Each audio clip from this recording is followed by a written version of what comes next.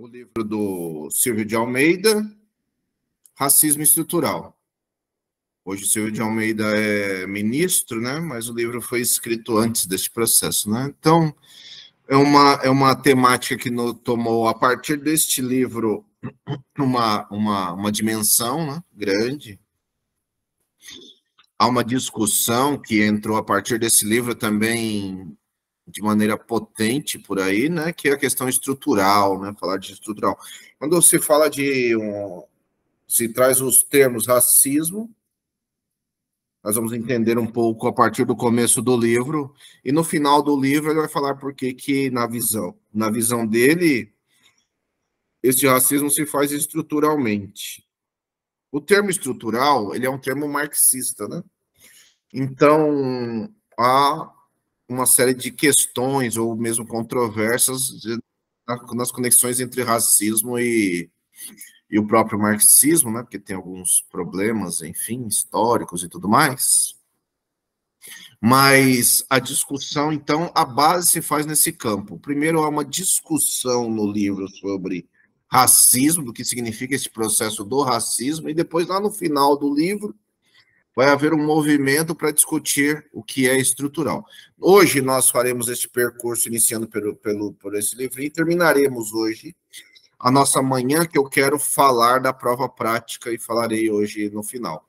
Então, livrinho Racismo Estrutural, do Silvio de Almeida, ok, e tal, e ele vai começar discutindo, então, esta base que falei anteriormente sobre o que é raça e sobre o que é racismo.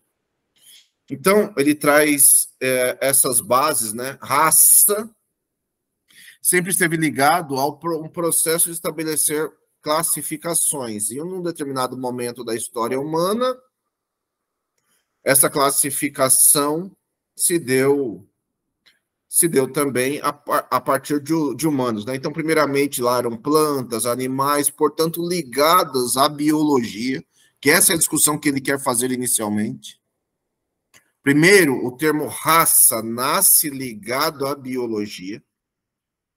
Entretanto, biologicamente, os seres humanos são todos iguais, né? São diferentes em várias formas, formatos, gêneros, enfim, mas nós somos diferentes nas formas, né? E as diferenças nos importam, como nós já falamos hoje, a partir da BNCC, mas biologicamente todo ser humano é absolutamente igual. Biologicamente todo ser humano é igual. Só que não cabe hoje uma discussão para falar assim. Às vezes você vai à escola e a escola faz cartaz, faz faixa. Porque só se ela escrevesse assim, né? Somos todos. Ela escreve assim, né? Somos todos iguais. Só se ela escrevesse somos todos biologicamente iguais. Nós não somos iguais, não somos todos iguais. Nós somos todos diferentes. Nós somos biologicamente iguais. Então, você teria que trazer o termo biológico, porque biologicamente somos iguais. Entretanto, qual é a grande mote da discussão que ele faz aqui e que dá para resumir metade do livro? A discussão do Silvio de Almeida é: nós somos biologicamente iguais. Mas, por exemplo, nós somos socialmente diferentes. Então, é raça numa discussão no campo social. Então, raça foi tomando, ao longo da história, dimensões diferentes. Começou com esse processo de classificar plantas, animais, depois passou a seres humanos, e depois, ali pelo século XV, né, no século XV, coincidentemente, que não é coincidente, mas coincidentemente, na época do descobrimento, entre aspas, descobrimento do Brasil, raça passa a ter um conceito social de seres humanos superiores e inferiores, né? dinâmica que depois, no século passado, veio marcar, por exemplo, a exterminação dos judeus, por exemplo, né? Mas, historicamente, aqui no Brasil, marca a escravização de pessoas negras, em especial, a escravização de pessoas negras. Portanto, seres inferiores, socialmente inferiores, tratados socialmente como inferiores, não só no passado, mas até hoje. Não só no passado, mas até hoje. Portanto, é um conceito social. O conceito de raça está sendo tratado nesse livro como um conceito social, e guarde isso. Palavra-chave, lembra da palavra-chave? Guarde lá como palavra-chave, escreva aí alguma coisa sobre isso. Raça é um conceito social. Está escrito um pouco aqui no final assim, olha. Raça é um conceito das relações, um conceito relacional. Raça é um conceito histórico, porque ele vai mudando ao longo da história. E raça, como conceito social, ele é hoje ainda mais potente, né? Vini Júnior, de novo, ele. Vinícius Júnior não é chamado, infelizmente, chamado de macaco lá na Espanha por conta do seu futebol, por conta nada disso. Ele é chamado porque ele é olhado como um ser inferior. Ele é olhado como um ser inferior. Raça como um conceito de relações, raça como um conceito histórico, raça como um conceito social. Portanto, se ele é um conceito relacional, histórico, social, filosófico, econômico, de determinação de classes sociais, inclusive, que depois vai determinar o conceito estrutural, né, marxista. Raça, então, sempre gera contingência, raça gera conflito, raça discute as relações de poder. Basta ver que nós, no Brasil, nunca elegemos, de fato, um presidente negro. E um país cuja população negra é diminuta, né, como os Estados Unidos. Nos Estados Unidos, os negros são apenas 13% da população. E eles já elegeram um presidente negro por 2 vezes.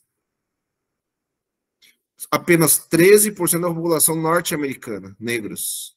No Brasil, negros correspondem a 56% da população. Entretanto, nunca elegemos um presidente negro. Os empresários, os mais ricos do Brasil, não são negros, não tem nenhum negro. Não há. Você liga a TV hoje, amanhã, final de semana, os principais programas de TV, não tem um apresentador negro, não tem um apresentador negro, sozinho, não. Pode até ter hoje algum que compõe uma equipe, mas sozinho, não. Não tem. Então, a outra, 56% da população, você não tem. Liga a TV. Eu falo sempre assim, acho que é o jeito mais fácil de falar hoje em dia, é esse que eu vou te falar. Abra o seu Instagram, pega o seu celular, abra o seu Instagram, pega o seu celular, abra o seu Instagram e clique na lupinha lá, abra o seu Instagram e clique na lupa. Ao clicar na lupa, conte quantos negros aparecem. Então, as redes sociais são racistas, se estruturam em formas racistas, porque metade das pessoas que vão aparecer na sua lupa, elas sim correspondem um pedaço ao que você clica, mas um outro pedaço corresponde ao próprio logaritmo da empresa, que é um logaritmo que privilegia pessoas brancas. Veja os maiores youtubers do Brasil. Veja se metade da população do Brasil é negra. Veja se metade está na novela, se metade está na mídia, se metade são desses youtubers, se o Brasil fosse socialmente justo, metade seria. Eu falei dos Estados Unidos só para dizer assim, às vezes vamos ao cinema, filmes com brasileiros, com pessoas negras, tem, mas não tem metade que corresponderia à população. Nos Estados Unidos, os Estados Unidos parecem um país negro, né? que você vai ao cinema, vários artistas negros, só que nos Estados Unidos os negros são só 13% da população.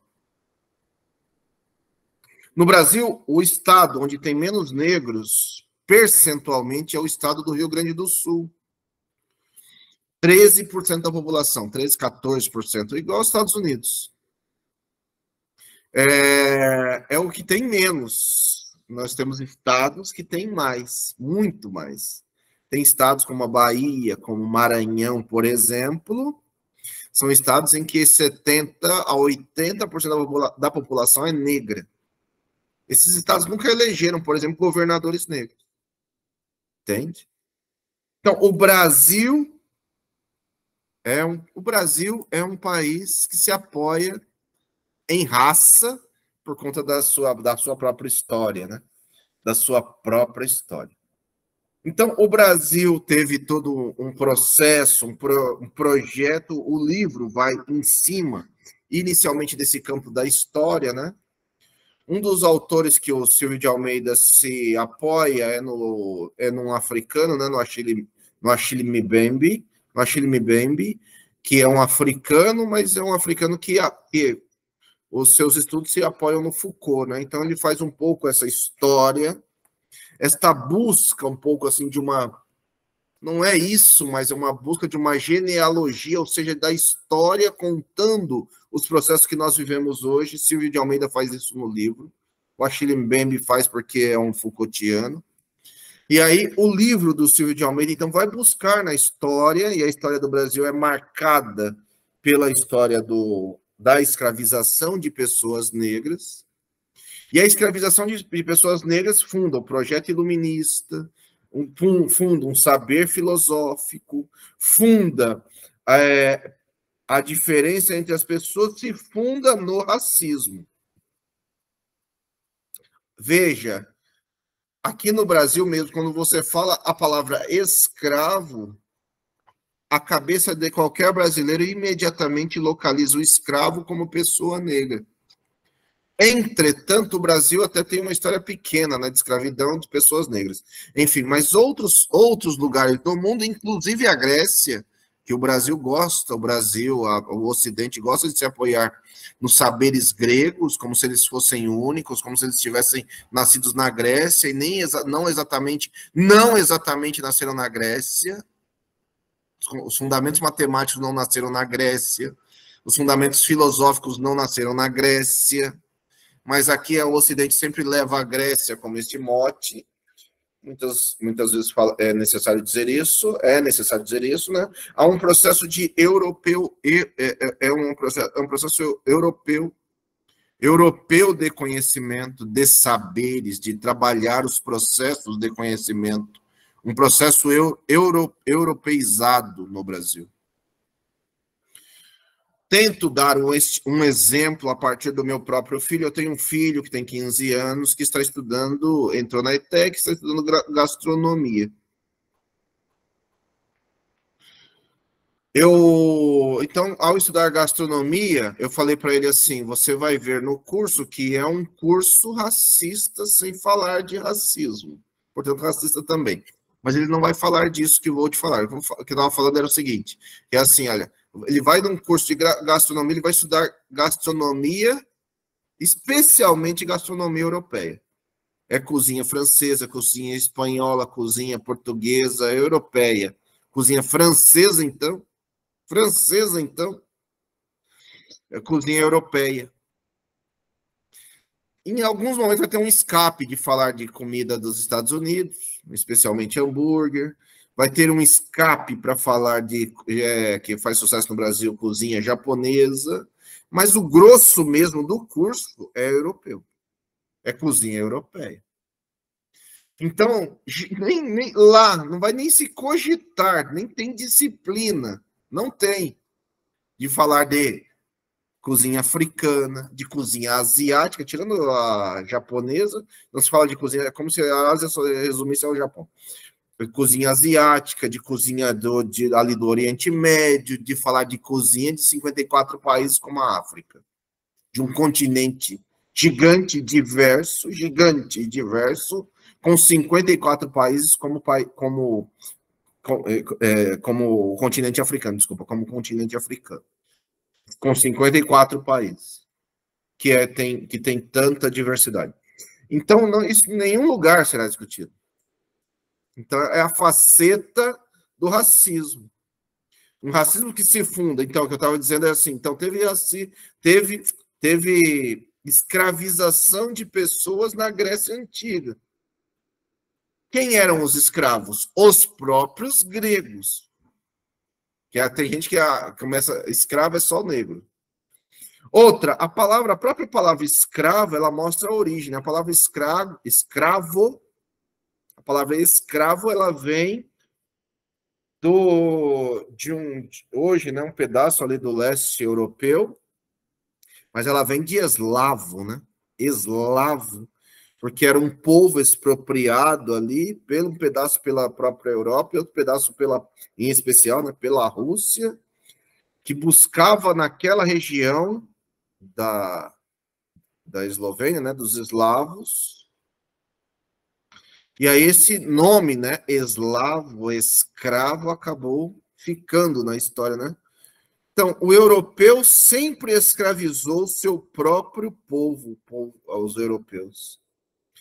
Um pouco antes do projeto iluminista, e o iluminismo se fundamenta nas mesmas bases, é isso que ele está discutindo neste momento, se descobrem novos lugares, né? Primeiro, a volta, né, em torno do continente africano, e povos africanos, pessoas muito diferentes dos europeus, em que a própria igreja fundamentou uma série de processos e nunca pediu desculpa por isso, a própria igreja tratou de falar, né, da inferioridade desses seres. Portanto, há uma discussão no livro do Silvio de Almeida sobre um processo civilizatório. Os europeus vão chamar de processo civilizatório fazer todo mundo pensar como europeu. Levar a civilização europeia para onde a civilização europeia não existia. A África, ao Oriente, e depois, na sequência, aqui aos países da América Latina. E já que encontraram no caminho essas pessoas, né, pessoas negras, no caso da toda a costa africana, é mais próxima aqui da América, o processo foi de pegar esses selvagens e civilizar no Novo Mundo. Portanto, uma base colonialista. Quando eu falo de colonialismo, também há esta discussão, ainda que seja curta no livro, né? Há essa discussão no livro que vai dizer assim, olha, então, há uma discussão de um lado civilizado europeu e do outro lado selvagem, que pode ser aqui os povos indígenas que encontraram aqui, que podem ser os povos negros que encontraram. Há de um lado um processo de civilização e do outro lado esses que não são nada, os primitivos, o nada. Há necessidade de colonizarmos, impormos as nossas ideias. Mandaram para o Brasil padre para catequizar, mandaram de tudo aqui para tentar não, né? Para fazer esse processo duro, difícil de apagamento, presente até hoje. Presente até hoje. Depois, o iluminismo criou fundamentos, alguns séculos depois, o iluminismo continuou este mesmo processo, é isso que ele está discutindo no começo do livro, mas ele vai dizer também, o Silvio de Almeida faz o resgate de um acontecimento que é a Revolução Haitiana, que vai fazer uma revolução igualzinha, porque é um país que foi colonizado pelos franceses, igualzinha à Revolução Francesa, só que é um pouco assim, né? Os franceses matando pessoas lá na Bastilha é um pouco assim romântico, bonito e tal.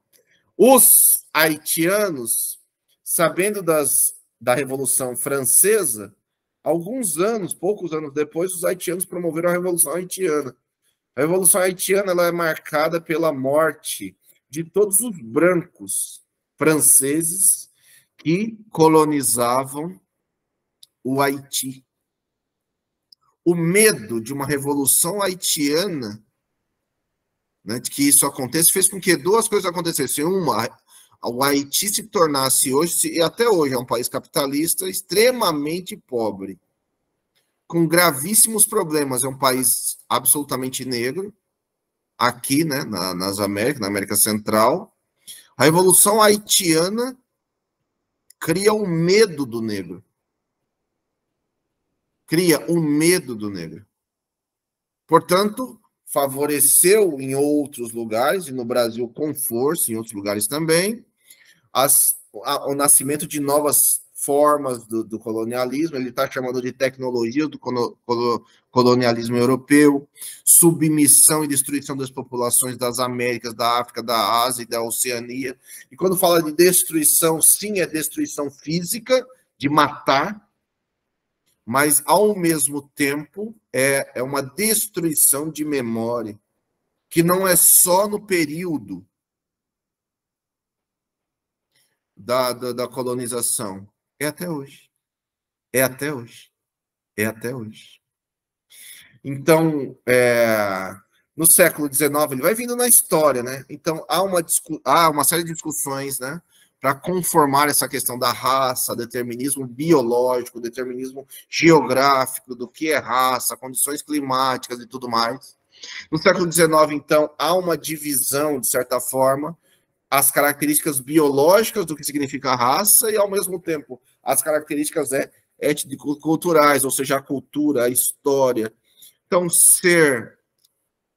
ter uma determinada cultura também determina a raça, né?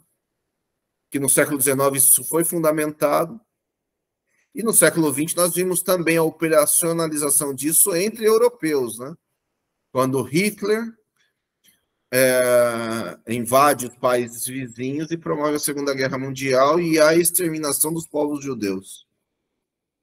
Portanto, de pessoas, enfim, europeias, brancas, que precisavam, por ter uma característica étnica ou cultural, neste caso cultural, religiosa, cultural, precisavam ser exterminados. Isto tem menos de um século. Menos de um século. Hoje, um outro exemplo simplesinho para falar dessa passagem. Está escrito assim, em determinado momento, deste modo, a pele não branca e o clima tropical favoreciam o surgimento de comportamentos imorais, lascivos e violentos. Há um século atrás, um outro exemplo, há um século atrás, pouco mais, negros eram presos, até mortos, só por fazer uma roda de samba. E apesar de hoje o samba ser identificar a cultura brasileira, o samba ele é a resistência negra. Ao mesmo tempo, falaria assim, hoje quem sofre a perseguição é o funk. O funk é negro, mas veja mesmo, no funk, quem tem destaque entre os cantores, que esses que aparecem na mídia, não são negros. Não são negros. O funk é negro, o funk brasileiro é negro, mas quem aparece na mídia não são negros. Os cantores de funk e tudo mais. E mesmo o funk, agora para nós professores, para nós professores, o funk, assim como o samba, causava comportamentos imorais, lascivos, violentos, é considerado assim há um século atrás, hoje é o funk, né? Portanto, tudo que é vinculado ao primitivo, ao negro, ao selvagem, deve ser apagado. Não à toa, o Brasil, 56% da população é negra. Não temos empresários, não temos governantes, não temos pessoas no poder negras, não temos.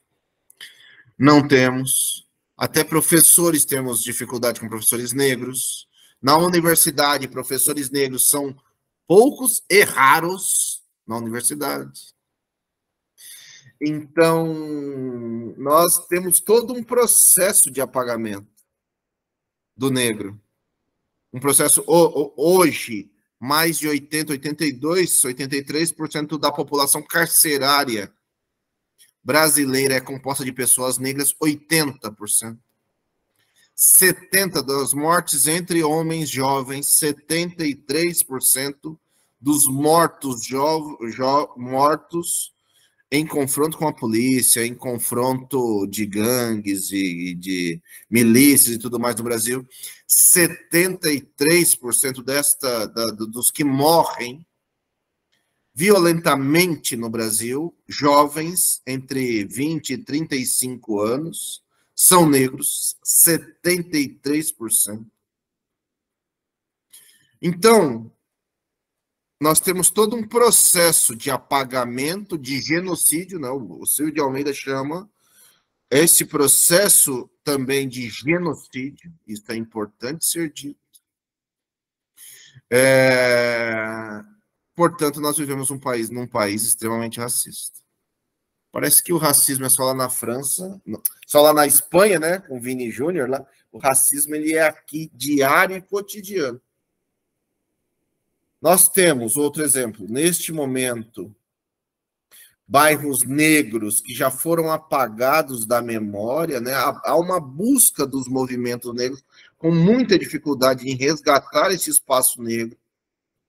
Por exemplo, numa cidade, aqui a cidade de São Paulo, para quem conhece aqui a cidade de São Paulo, o bairro da Liberdade, bairro negro.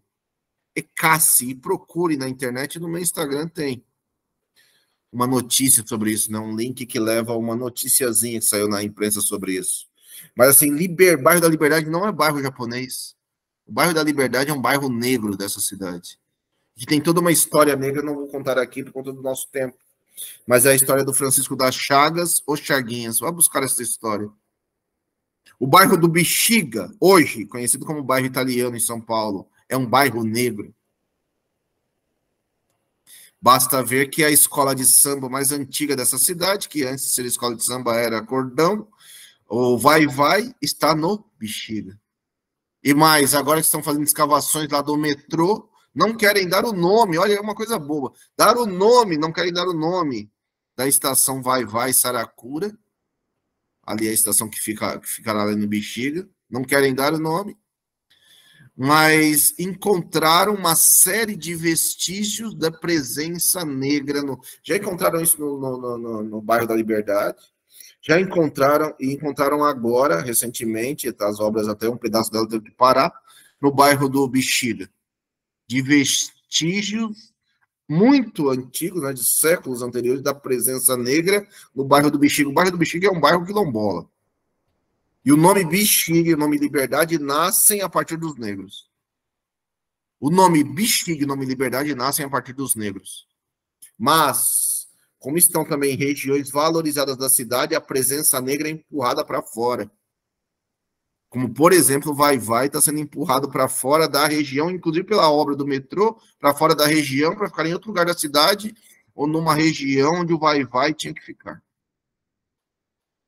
Então, há todo um apagamento da história negra. Uns anos atrás, umas décadas atrás, a Rede Globo fez uma novela para mostrar São Paulo, a composição da cidade de São Paulo. O nome da novela, Terra Nostra, que mostrava uma São Paulo italiana.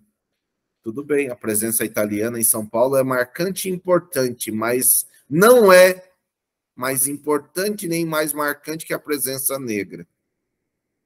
E um último exemplo, né? Podia ficar aqui o dia inteiro falando de exemplos. Outro exemplo é dizer assim: bairros da cidade de São Paulo, hoje, né? Uma pesquisa recente da Rede Nossa São Paulo, bairros da cidade de São Paulo.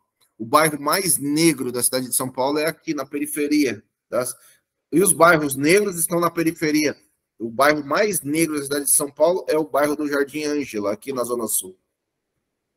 Outros são Guaianazes, Itaquera, Capão Redondo. Esses são os bairros negros, cuja população chega a quase 70% da população negra. Uma pesquisa recente da Rede Nossa São Paulo. Quais são os bairros mais com a menor presença de negros na cidade de São Paulo? Os bairros ricos. Os bairros ricos. Então, olha, outros países do mundo, ele também faz um pouquinho essa discussão. O livro é curtinho, né? O livro é curtinho, é pequenininho, tamanho de bolso e tudo mais. O livro é essencial e fundamental. Não está à toa num concurso aqui em São Paulo, ele não está à toa. Ele está discutindo tudo isso. Ele não está discutindo tudo isso desse jeito que eu estou falando, né? O jeito que eu estou falando aqui é o jeito de buscar contextualizar. Entende? Ele não está falando de liberdade, está falando de bexiga, tá? Ele está falando. A discussão é uma discussão filosófica. Essas conexões sou eu que estou buscando e tentando fazer para ti, para ficar mais simples o exemplo, para ficar contextualizado. Veja, a busca é para professores que trabalham de maneira contextualizada. Contextualizar é isso. É tentar buscar os conceitos, aqui filosóficos, da área, inclusive do direito e tudo mais, e conectar com a realidade em que nós vivemos. A realidade em que nós vivemos é de apagamento. De novo, repito, não é só apagamento no sentido da morte, é também. Mas é um apagamento, especialmente, é um apagamento da memória. É um apagamento do que significa ser negro. É um apagamento absolutamente racista. É um apagamento do que significa a história dos povos negros no Brasil. É um apagamento sistemático. No livro, o próprio Silvio de Almeida vai buscar elementos do racismo científico para falar, olha, a ciência que se produziu no passado, ela era essencialmente, né? Nós temos autores brasileiros essencialmente racistas que tratavam, inclusive, no campo biológico, para falar assim, nós não somos iguais nem biologicamente. Esses racistas tratavam, né? Um autor importante é um baiano chamado... Eita, desculpa, não vou lembrar. Mas, assim, nós temos autores, né, que há um século atrás pregavam um racismo científico. Olha, negro não pensa igual a branco, negro é inferior. E é por isso que até hoje os negros não acessam espaços de poder. E é por isso que até hoje negros, por exemplo, você estudou em alguma universidade, eu estudei na PUC, quantos professores negros você teve? Quantos professores negros você teve? Entende? Então, é tudo isso, né? É tudo isso e muito mais. Então, que a gente está simplificando, né? No livro, então, ele vai discutir, vai fazer algumas definições importantes. Ele vai falar o que é racismo. Racismo é uma forma sistemática de discriminação, que tem a raça como fundamento, que se manifesta por meio de práticas conscientes ou inconscientes. Conscientes ou inconscientes. Que, de novo, eu falaria assim, se eu chegar lá na ETEC, onde meu filho estuda, e falar assim, e acusá-los de racistas, eles vão falar, nós não somos. Eles vão imediatamente rechaçar, nós não somos. Mesmo que eu explique tudo isso que eu expliquei, eles vão continuar dizendo, nós não somos racistas. Um outro exemplo, em 1993, foi feita uma pesquisa Datafolha. Eram feitas duas perguntas a mesma pessoa, duas perguntas. A primeira pergunta era: existe racismo no Brasil?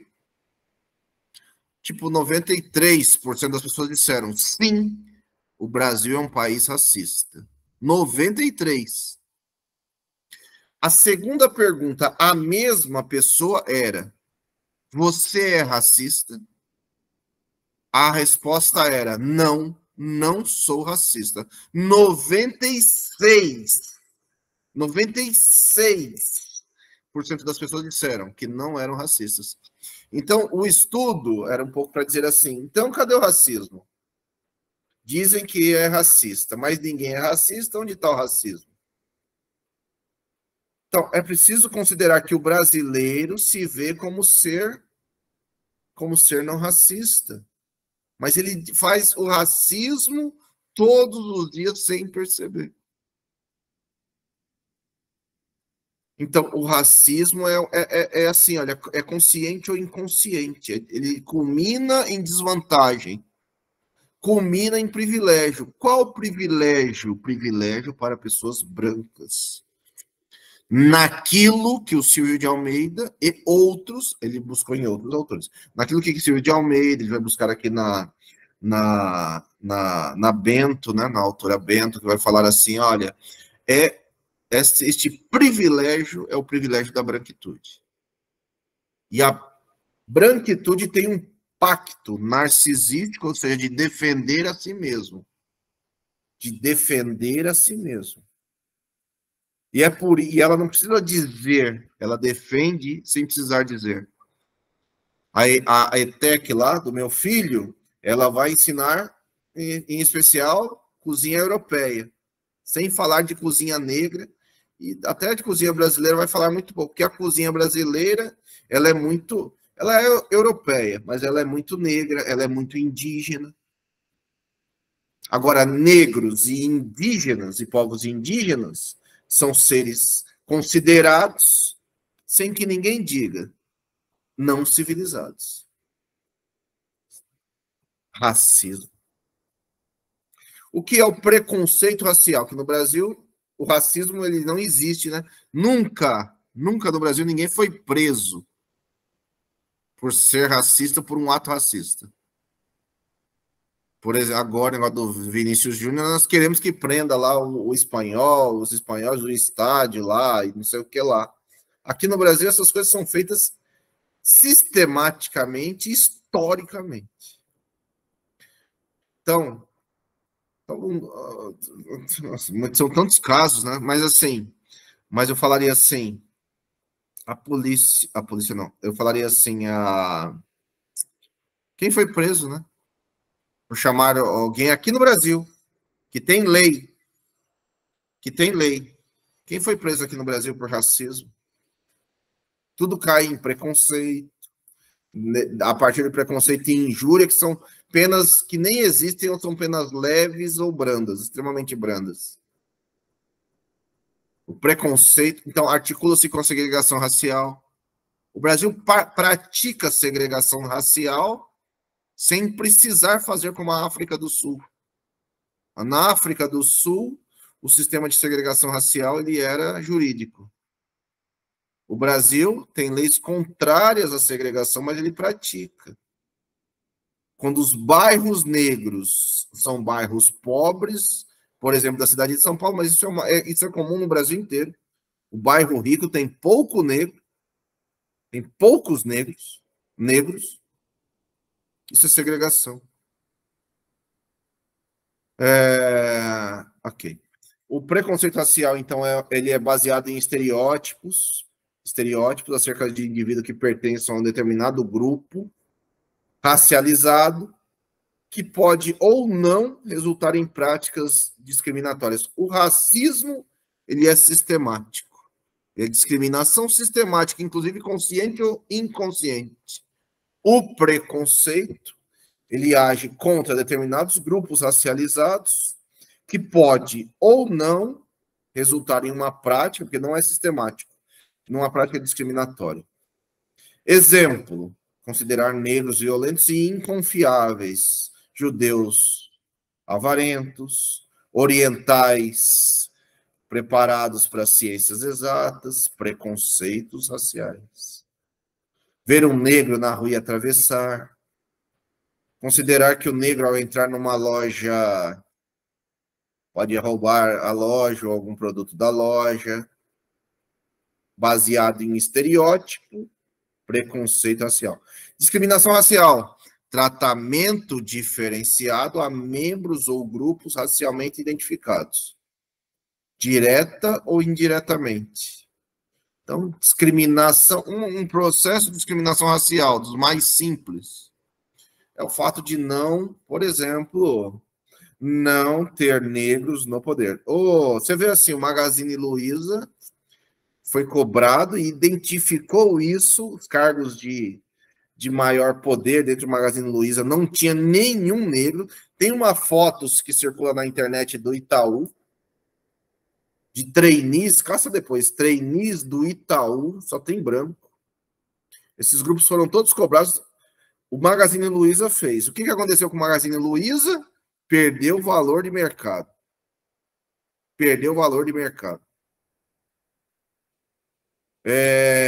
A presidente, dona, sei lá o nome, daquele Nubank, falou um absurdo na TV sobre a questão negra, falando que negros não têm dinheiro, negros, né? Falou isso num programa de TV. Depois só pediu desculpas e o banco dela cada vez mais só cresce. Um banco de base racista. Porque fez o que contra? Fez o que contra? Outra importante coisa a ser dita nesses processos todos aqui. Toda escola, pensando em escola, toda escola que age pontualmente, esta é uma escola que se produz numa base racista. Se produz numa base racista. Então, a discriminação ali, né, que vimos, pode ser direta, porque ela é um repúdio ostensivo. Mas ela pode ser indireta pela ignorância, pela neutralidade, pela não sou, não faço parte. Olha, os negros praticam racismo reverso, discriminação indireta neste caso. Olha, nem gosto de discutir isso, discriminação indireta, porque há um problema grave social que envolve o racismo, precisa ser discutido. E não é pontualmente, não é fazer uma amostra, eu falaria assim, olha, a escola que faz, as escolas costumam fazer, infelizmente.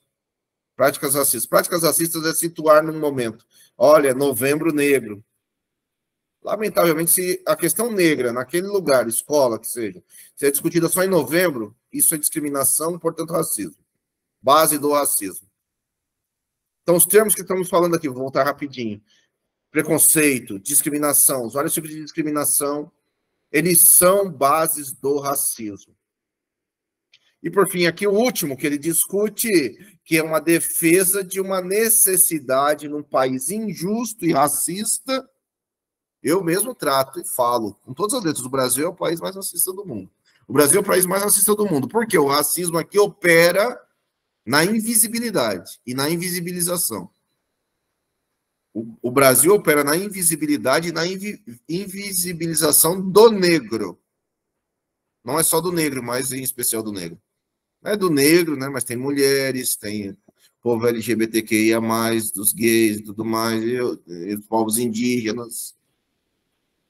Mas a do negro ela é a das mais violentas em todos os sentidos. É a mais violenta em todos os sentidos, desculpa. A discriminação positiva é quando você olha o problema e age sobre o problema. Por exemplo, quando há a implementação de políticas de políticas públicas de ações afirmativas. Discriminação positiva. Eu olho a figura negra e dou a ele, neste concurso, que tem uma bonificação, né? Quem é negro tem que entrar lá na sua inscrição e colocar essa questão, e depois tem que olhar o anexo, tem um anexo no edital, que você tem que preencher sobre autodeclaração. Lá no final do processo, se aprovado em todas as etapas, você vai receber uma bonificação a mais por ser negro. Discriminação positiva. Não é a melhor forma de fazer, mas é o que tem, né? Você pega aqui outro exemplo, a cidade de São Paulo, você tem o programa de cotas direto. Tantas vagas são para negros e negras. Discriminação positiva.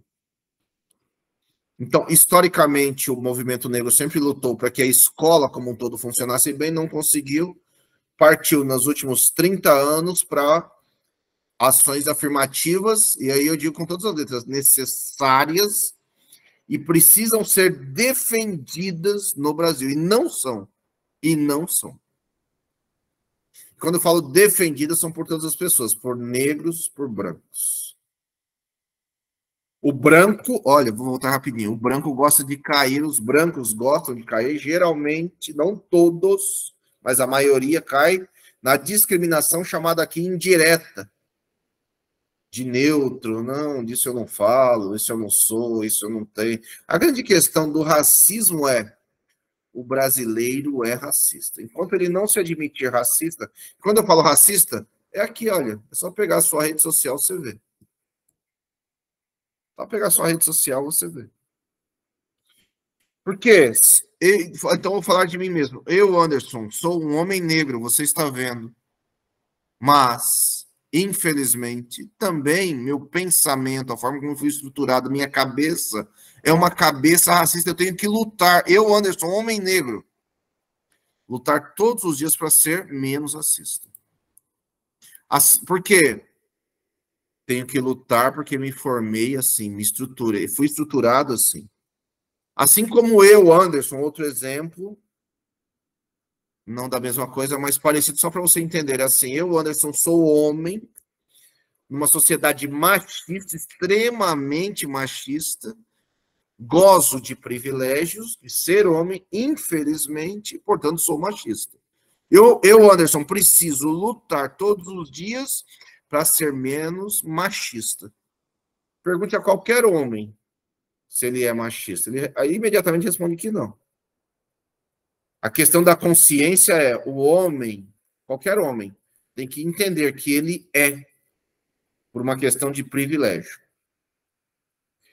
Qual é a questão das pessoas brancas da sociedade brasileira? Ela tem que entender que ela é racista. Racista. Branco, ele tem que entender que ele é racista. E não que ele não é. Igual o nosso antigo presidente aí, né? Que, eu tenho meu amigo. Olha, tem um aqui atrás, aqui é negra, então eu não sou racista. Isto é extremamente racista. Só falar isso é extremamente racista. Eu não sou racista porque o meu tio. Quem é negro, no concurso, voltando ao concurso rapidinho, assim, quem é negro vai colocar lá que vai querer essa bonificação, sim, na hora da inscrição e tudo mais. E depois, não é só isso, hein? Depois você tem que acessar o edital, tirar lá um dos anexos é uma declaração, que no Brasil é autodeclaração, né? Você vai se autodeclarar assinando a declaração e subindo no site depois para conseguir esta bonificação que é certa. O racismo, então, opera em 3 concepções.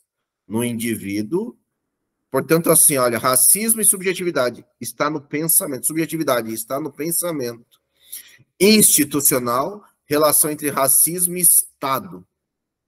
Então, as instituições, o Estado, a produção, ela é racista e ela é também, que é também a defesa dele no livro, ele é também estrutural.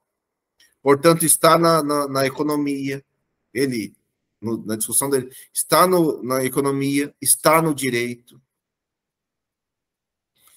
Então, o racismo, aí ele, né? Então, qual é a concepção individualista? Está no indivíduo, está na pessoa, está em nós, está em todos nós. Outro exemplo de racismo e educação, que é a Lei 10.639. A Lei 10.639 de 2003 está completando 20 anos agora. A Lei 10.639, ela diz, é necessário trabalhar a cultura e a história negra desde 2003, há 20 anos. Em todas as escolas, todos os dias, um pouco, né? Não é Novembro Negro, não é Semana Negra, não é mostra, porque se for isso, a ação é racista, do mesmo jeito. Se for isso, é pontual. Se for isso, é estereótipo. Inúmeras vezes estereotipam o negro. O negro é do batuque, o negro é disso, é daquilo. Eu tento explicar a coisa da estereotipação um pouco rapidinho, só para dizer assim, olha, quando eu estudava, né, eu conheci 2 mulheres da Gâmbia, né, um país africano, e elas se incomodavam com elas falavam assim, tem uma pergunta muito frequente que os brasileiros nos fazem. A pergunta que os brasileiros frequentemente nos fazem é o seguinte, para elas, 2 pessoas africanas, 2 mulheres africanas, é assim, como é que é lá no seu país? Como é que é viver lá na sua tribo? Como é que é viver lá no meio da savana africana? Como é que é viver lá no meio dos elefantes, dos leões, lá na África? Como se a África fosse esse lugar atrasado, se fosse esse lugar selvagem, como falamos anteriormente, esse lugar primitivo. E a África a África é um continente com países, não todos, mas uma parte grande, especial na África subsaariana, países iguais ao Brasil, né? Iguais ao Brasil. Ou seja, com graves problemas sociais. Igualzinho o Brasil. Portanto, com grandes cidades, cidades com grande pobreza, igual São Paulo. Grande cidade com grandes problemas de pobreza. E assim são os países africanos. Então, mas qual a idealização que está na cabeça? O africano é o selvagem. Portanto, o negro brasileiro, ele também é dessa cepa. Concepção individualista. Então, há uma concepção individualista que não existe racismo. Há uma concepção na cabeça, já dei um exemplo hoje da pesquisa do Datafolha, de que não existe racismo. Mas ninguém, a grande questão é que ninguém luta contra ele. Nem depois do caso George Floyd. Nem depois do caso George Floyd. Então, o racismo, ele está, então, nos indivíduos, então ele entra nas instituições, ele se espraia nas relações, ele está no dia a dia. Há pesquisas, uma série de pesquisas que indicam, olha, crianças negras recebem menos atenção, jovens negros recebem menos atenção dos seus professores.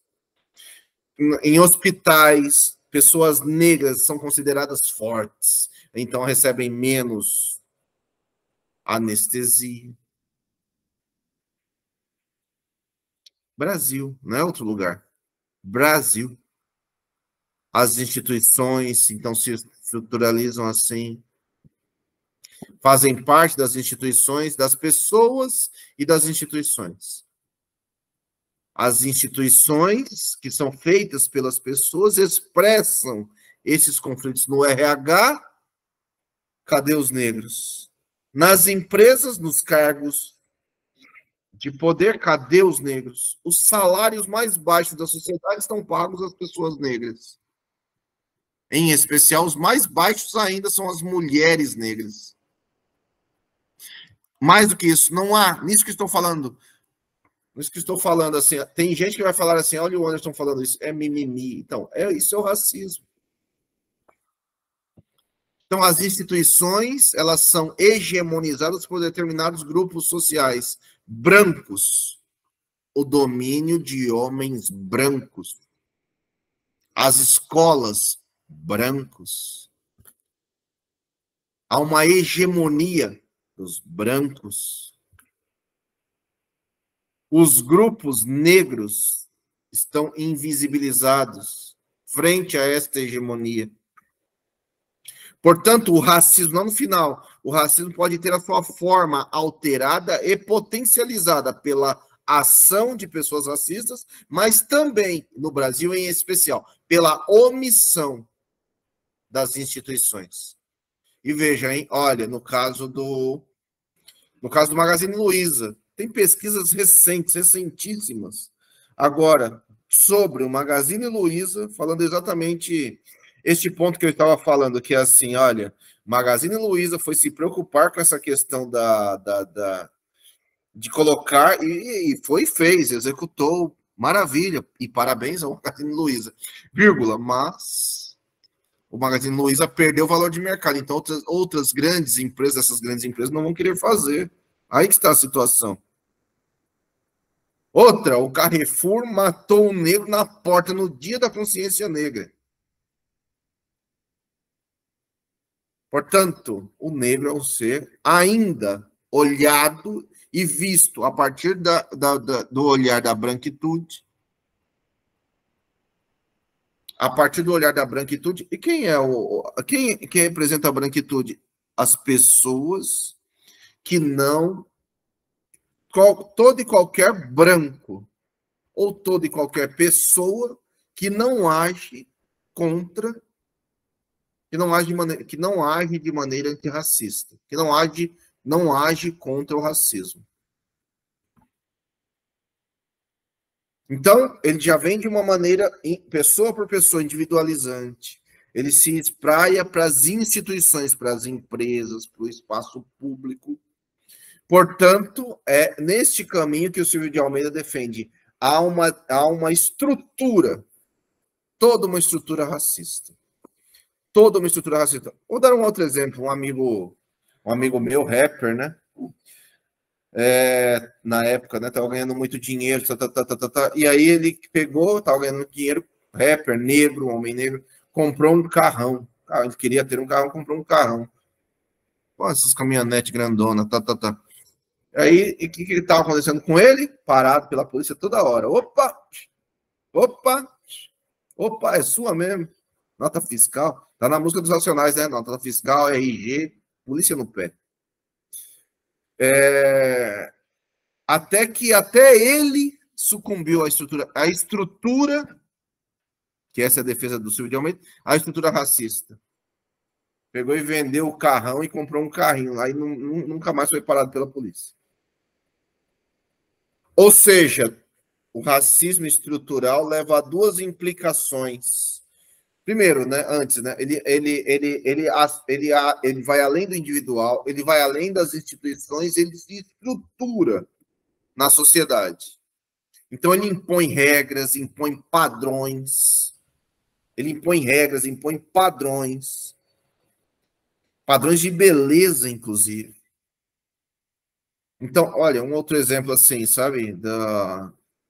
O padrão mesmo, pensando assim, padrões, né? O padrão de beleza é branco, o padrão de mulher é uma mulher branca, de beleza. O racismo, então, leva a duas implicações. O racismo não é criado pela instituição, ele é reproduzido pela instituição. O racismo também não se limita à representatividade. É importante a representatividade. Por exemplo, hoje o Silvio de Almeida é uma importante representação. Mas não basta ter a presença de pessoas negras. É preciso ter pessoas negras e brancas antirracistas. Esta é a discussão. É preciso ter pessoas negras e brancas antirracistas. Esta é a discussão. Não basta somente a representação. Aqui em São Paulo, acho que tem casos muito simples, né, disso. Você pega um vereador negro que tem aqui na cidade de São Paulo que só fala idiotice, em especial sobre a questão negra. E, se não me engano, agora ainda foi eleito um segundo homem negro, vereador, se não me engano, ou deputado, agora não vou lembrar, olha. Mas aqui na cidade, aqui em São Paulo, que falam contra tudo isso que estou dizendo aqui. E são negros, portanto, são racistas. Então, não basta a representatividade, é preciso entender os fundamentos que levam ao antirracismo. E o antirracismo precisa ser praticado por pessoas negras que precisam entender a condição dura em que nós negros estamos envolvidos aqui no Brasil, e pelas pessoas brancas nos Estados Unidos, país onde apenas 13% da população é negra. Às vezes você vai ao cinema, assiste esportes americanos, acha que a população norte-americana é toda negra, né? Mas não é. 13% apenas.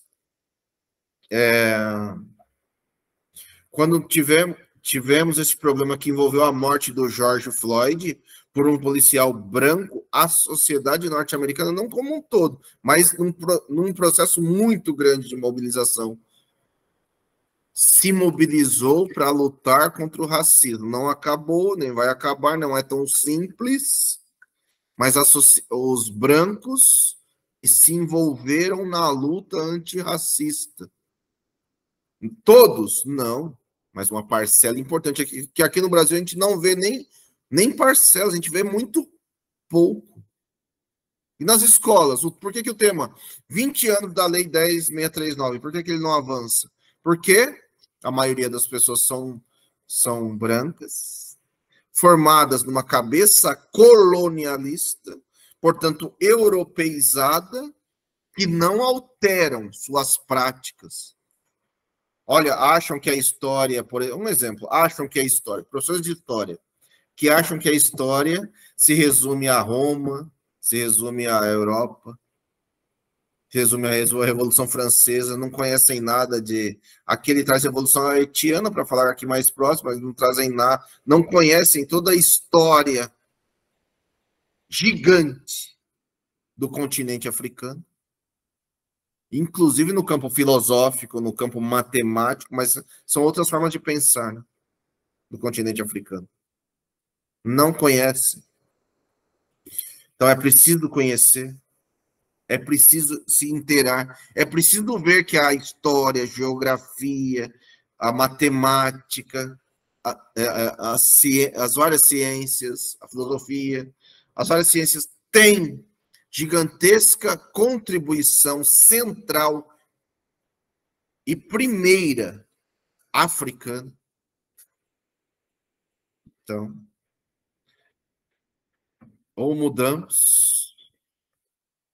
Então, o termo estrutura, o racismo é um processo histórico, é um processo político, é um processo que traz condições sociais, que direta e indiretamente, grupos racialmente identificados sejam discriminados. Veja, outro privilégio da branquitude.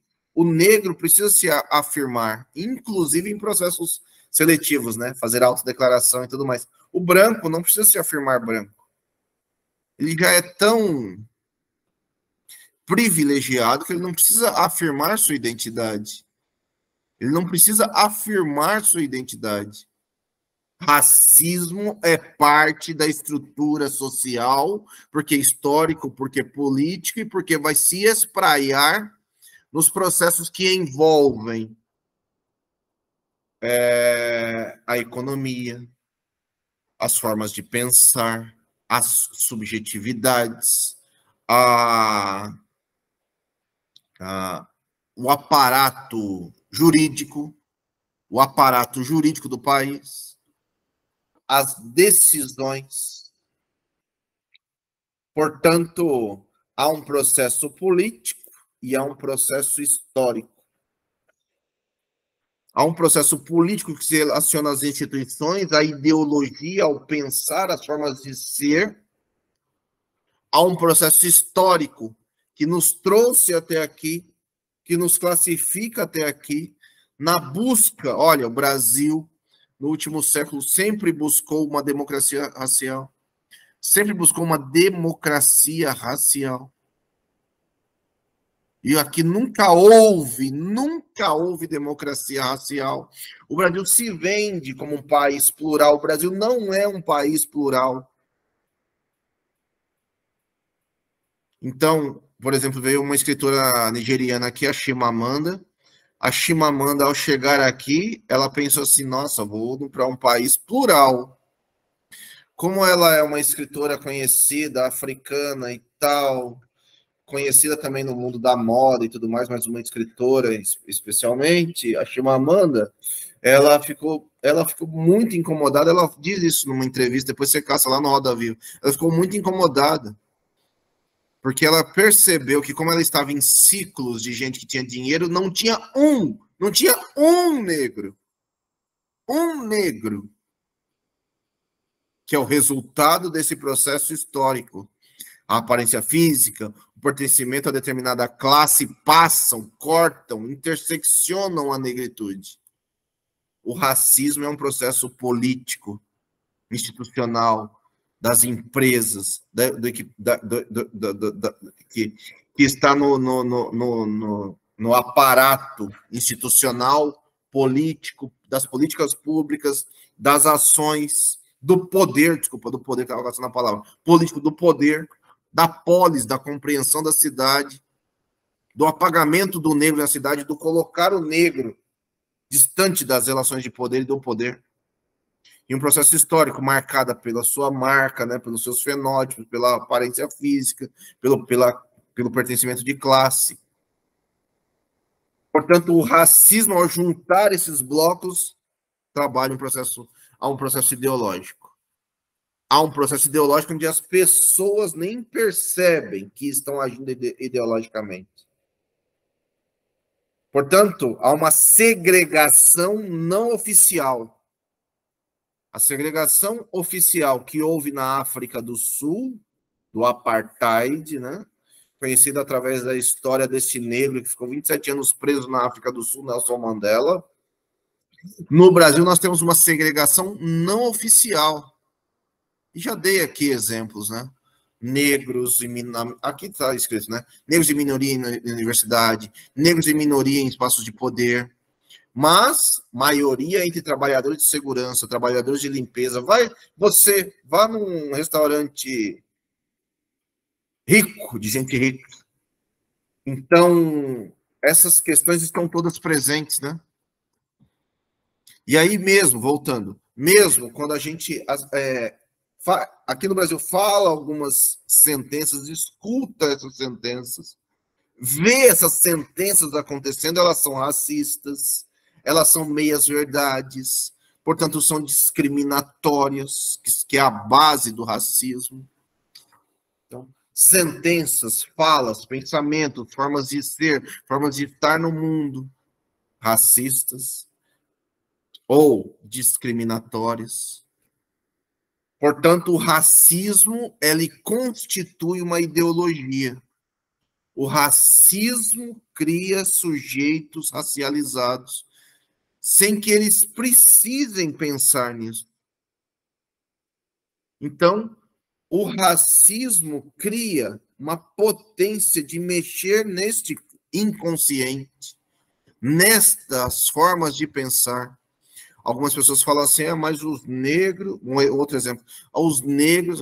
Vê como é que o racismo é potente, né? Os negros se discriminam. Os negros discriminam a si mesmos. Os negros, quando ascendem socialmente, ou seja, quando ganham dinheiro, a primeira coisa que procuram é uma branca...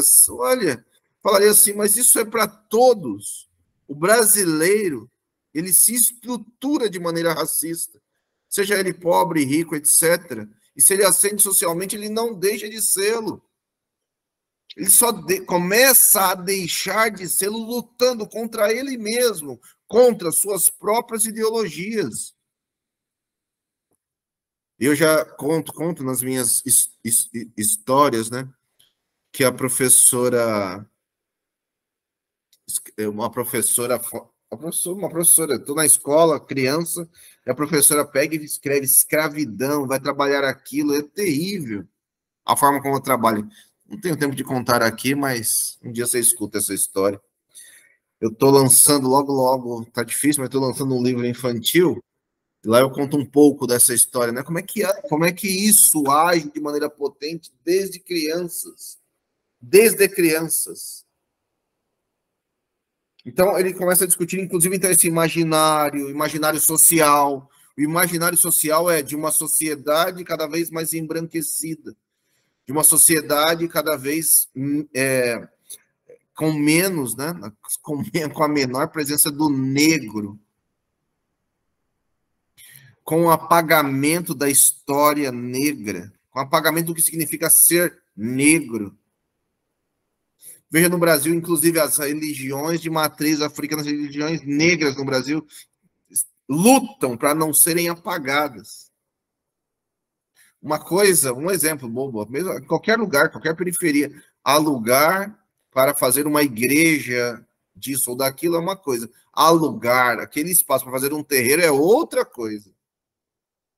Fora lugares, por exemplo, no Rio de Janeiro, em que esses lugares, esses terreiros, né, estão sendo invadidos, destruídos. Portanto, é uma ideologia. Aqui no final ele está dizendo assim, olha, assim uma pessoa não nasce branca ou negra, mas torna-se branca ou negra a partir do momento em que seu corpo, seus fenótipos, tom de pele, formato do rosto, nariz e tudo mais, boca, sua mente são conectados a toda uma rede de sentidos, toda uma rede de sentidos. E os sentidos são de base racistas. E os sentidos são... O sentido é de uma sociedade estruturalmente racista. Portanto, pessoas negras acabam e podem reproduzir em seus comportamentos individuais o racismo, serem racistas mesmo negras. Você vê como é complexo, como é duro. Na sociedade em que vivemos, hoje globalizada, o negro é o exótico, é o diferente. Portanto, há um tratamento mais sutil. A própria meritocracia que a gente está submetido, os processos que levam, aí, olha, escrito, né? A democracia, chamada, entre aspas, de democracia racial, que tem significado o apagamento negro em todos os aspectos da sociedade brasileira. É o que tem significado.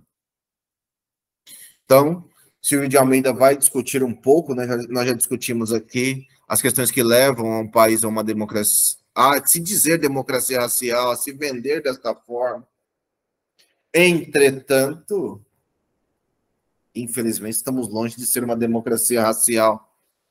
Nós somos um país letal, violento, que legitima a violência contra as populações negras. Eu já disse hoje números aqui. Portanto, nós vivemos pacificamente com os problemas jurídicos, com as normas estatais, com a impessoalidade jurídica, com a afirmação universal dos direitos humanos, e a gente até os direitos humanos joga num buraco assim para falar não.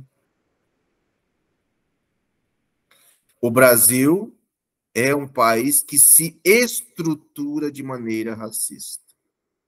No final do livro, então, ele vai discutir a branquitude. Branco tem raça? Há uma supremacia branca, há uma hegemonia branca, há uma dominação exercida pelas pessoas brancas, há um branco em todos os espaços de poder. Então, ele não precisa nem se afirmar branco. O branco não precisa nem se afirmar. Aliás, ele vai dizer que ele nem tem uma raça. Por isso, muita gente por aí vai dizer, escrever nas escolas, né, inclusive. Aqui somos todos iguais. Nas escolas, inclusive. Aqui somos todos iguais. Nós não somos iguais. Branco e negro são construções sociais. Branco e negro são construções sociais. Portanto, há uma série de dispositivos, há uma série de privilégios que faz de alguém uma pessoa branca. E eu quero que você olhe nos espaços de poder, eu quero que você pergunte nos espaços de poder. Aqui mesmo, né, que eu falaria assim, aqui mesmo, assim, no sentido assim, eu, né, sou diretor de escola, muitas vezes estou eu e outras pessoas, na escola tem alguns homens, enfim, brancos, das pessoas inicialmente se referirem a irem até esses outros amigos, né, da escola que são brancos, como se ele fosse o diretor, falando das pessoas, da população. Os pais de alunos, eu sou diretor de uma escola de educação infantil, os pais de alunos irem, primeira vez que está vindo à escola, alguma coisa assim, ao invés de chegarem até mim, acham assim, vou pular a etapa, vou ir direto, né? E aí vai nas pessoas que são brancas na escola para falar do diretor, e aí sim é que são direcionadas a mim, né? Mas elas, por si só, no seu imaginário, a pele, o tom de pele branco, ou cada vez mais claro, a classificação racial traz privilégio das pessoas brancas. Isso dá o entendimento seguinte, assim, de como o racismo ele é poderoso, né? Para fechar o livro, e aí eu vou fechando e fecho, dizendo assim, no final do livro, o Silvio de Almeida vai discutir, olha, racismo então está na política, está na polis, está no Estado, se organiza, ele vai buscar na teoria do contrato social, elementos para discutir esses pequenos contratos assim que estão no dia a dia, mas que não são escritos. Então, como é que esses processos historicamente nos dividem, continuam nos dividindo. Nesse sentido, ele vai discutir política também dentro e aí ele vai discutir racismo e direito. Ele vai trazer algumas leis que eram de fato racistas e mesmo leis que são antirracistas. No Brasil, nós temos leis antirracistas a 10.639, de 2003 a 11.645, o Estatuto da Igualdade Racial. A próxima pergunta seria assim: quem conhece o Estatuto da Igualdade Racial no Brasil? Quem aplica? É lei. Quem aplica?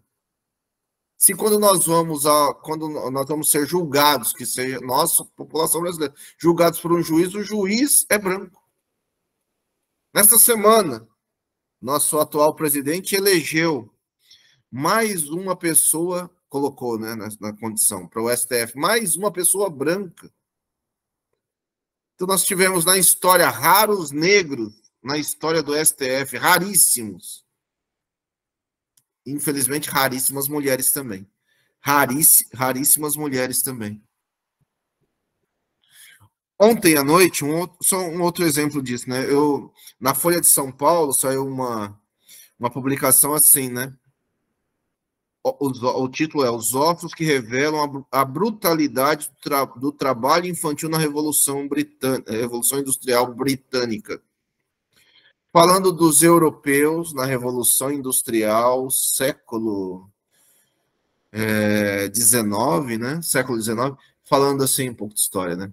Falando um pouco assim, né? Olha, crianças de 7 anos tiveram ossos, doenças, deformadas por conta do trabalho.